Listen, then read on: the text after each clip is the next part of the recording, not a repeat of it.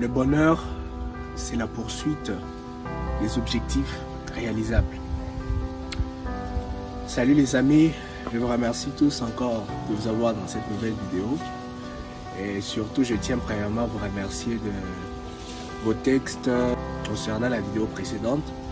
Vous avez beaucoup aimé le sujet sur l'autodiscipline et je tiens sincèrement à vous remercier. Alors je réfléchissais peut-être que, vu que vous avez beaucoup aimé, j'ai voulu faire une petite continuité avec ce sujet sur l'autodiscipline. Seulement que la manière dont je m'aurais apporté ceci, ce sera un peu d'une manière un peu différente que la fois passée. Aujourd'hui, ce qui va nous intéresser, c'est de savoir, comme nous avons défini l'autodiscipline comme étant un pont ou bien un outil qui nous permet de réaliser nos rêves et nos ambitions, rendre ça réel.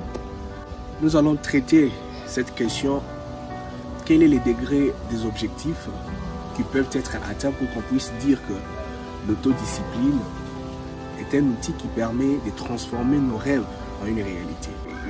Un exemple, je peux me réveiller un matin et je dis que je vais devenir le président des États-Unis. Je peux me donner toute la discipline, lire les constitutions américaines, chercher à maîtriser cela, et je peux même le maîtriser.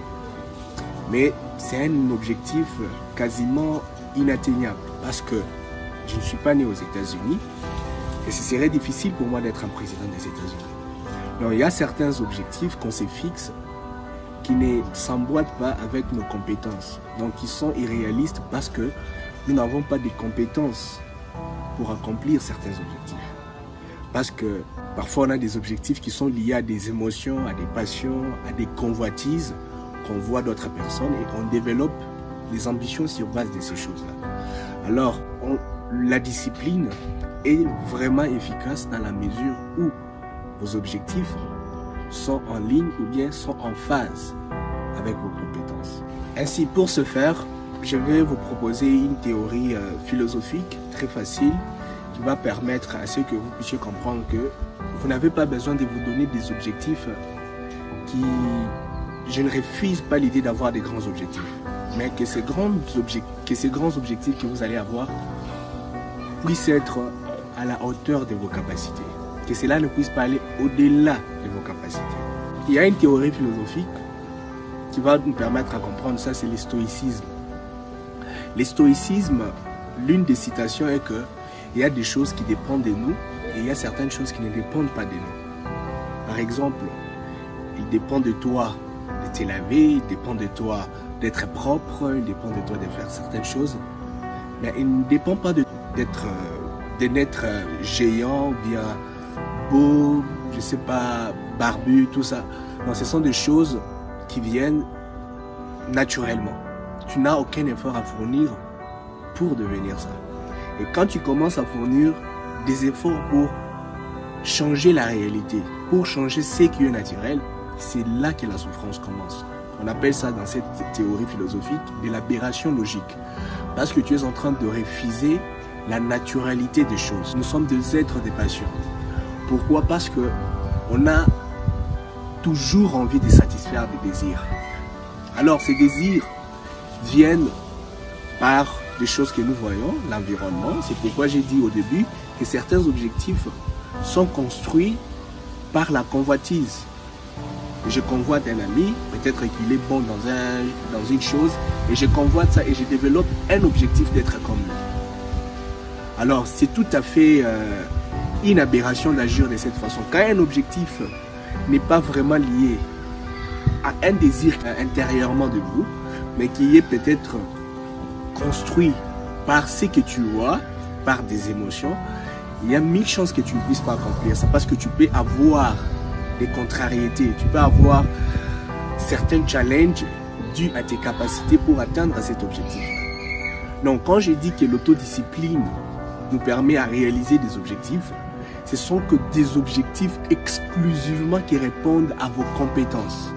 Alors, pour y parvenir, vous allez chercher à vous connaître vous-même, connaître votre environnement, quelles sont mes compétences, comment j'agis, où est-ce que je me retrouve facilement. Et quand vous aurez trouvé dans ce domaine où vous pouvez vous retrouver facilement, et c'est là que vous alliez appliquer la discipline. Donc ce ne sont pas tous les objectifs qui peuvent répondre positivement face à l'autodiscipline. Alors le stoïcisme nous appelle à l'humilité, à comprendre nos limites. Je peux agir jusque dans cette limite. Au-delà de ça, en tout cas, je ne peux pas agir. Refuser ça, c'est ça même la source de la souffrance. Pourquoi on souffre? On se demande, mais je n'arrive pas à accomplir ceci, je n'arrive pas à faire ceci. Parfois, on ne se demande pas, est-ce que c'est la meilleure chose qu'on devait faire?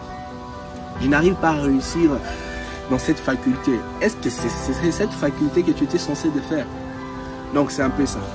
Vous allez essayer de ne pas laisser vos objectifs être guidés par d'autres personnes. Ne laissez pas les gens prendre des choix à votre place.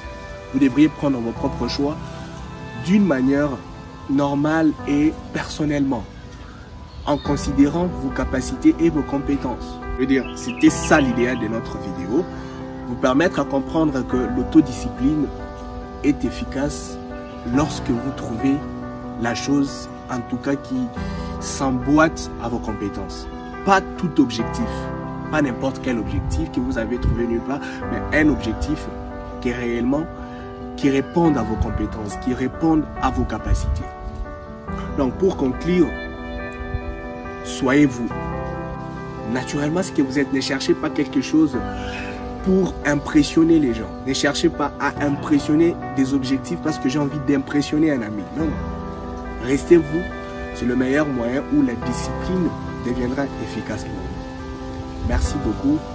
Abonnez-vous sur ma chaîne et nous allons nous voir dans une vidéo prochaine. Thank you very much.